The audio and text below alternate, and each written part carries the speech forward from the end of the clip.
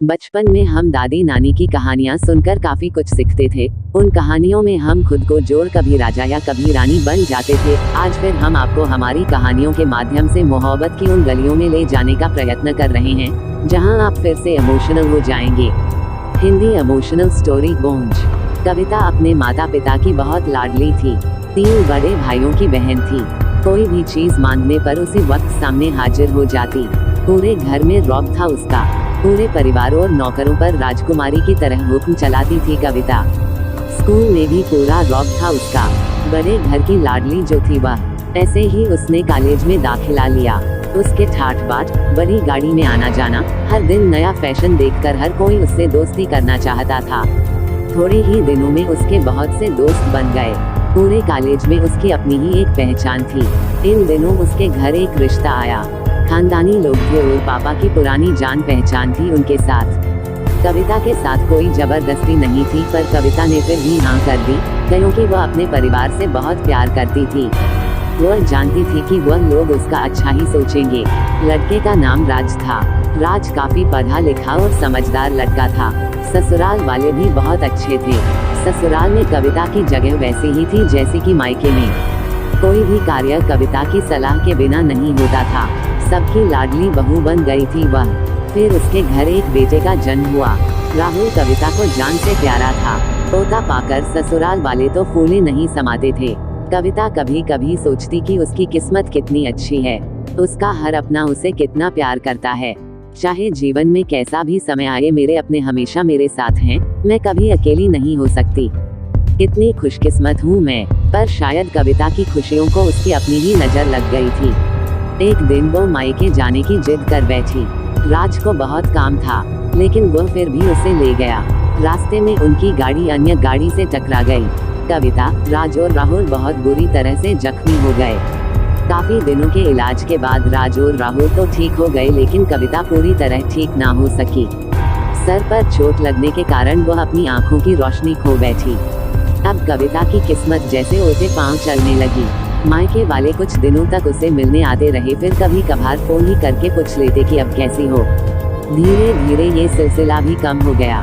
ससुराल वालों की सहानुभूति भी कम होने लगी।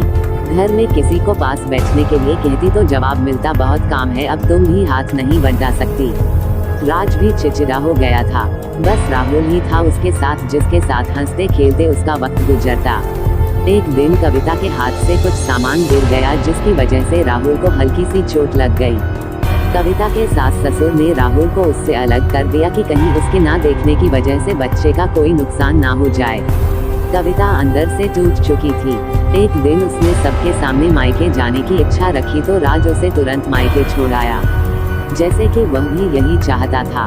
लेकिन राहुल को उसके साथ नहीं भेजा गया।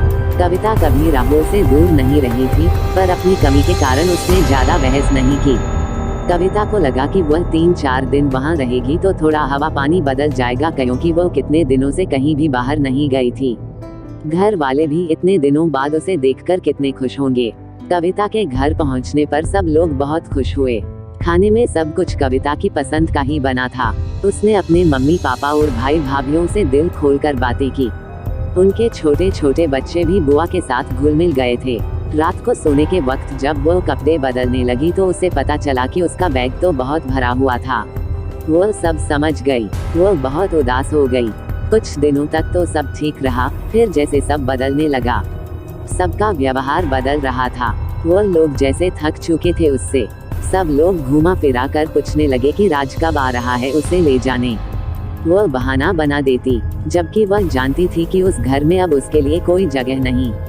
कविता से चलते वक्त कुछ ना कुछ नुकसान हो जाता। थोड़ी बहुत टोका टाकी उसे सुनाई देती, वह टाल देती। एक दिन उसके हाथ से लगकर एक कीमती फूलदान टूट गया। छोटी भाभी ने बहुत हंगामा मचाया। कविता के माता पिता रोज रोज के झमेलों से तंग आ गए थे। उन्होंने राज को खुद से फोन कर दिया। राज कविता को अपने घर ले गया। कविता को अपने परिवार वालों से ये उम्मीद ना थी। जिस कविता के कहे बिना घर में एक पत्ता भी नहीं हिलता था, उस घर के लिए वह बोझ बन चुकी थी। राज के साथ ससुराल आते वक्त वह बहुत खुश थी, क्योंकि वह अपने घर जा रही थी, अपने जिगर के टुकड़े राहुल के पास। परंतु यह खुशी भी कुछ पल की ही थी। सारा बंदोबस्त पहले ही किया हुआ था। कविता को सीधे ऊपर वाले कमरे में पहुंचा दिया गया। राहुल से दूर रहने की सख्त चेतावनी दी गई। एक कामवाली लता को उसकी जिम्मेदारी सौंपी गई, जो उसके खाने पहनने जैसी जरूरतों का ध्यान रखती। कविता ज्यादातर चुप ही रहती। कभी कभी कामवाली लता से थोड़ा बतिया लेती।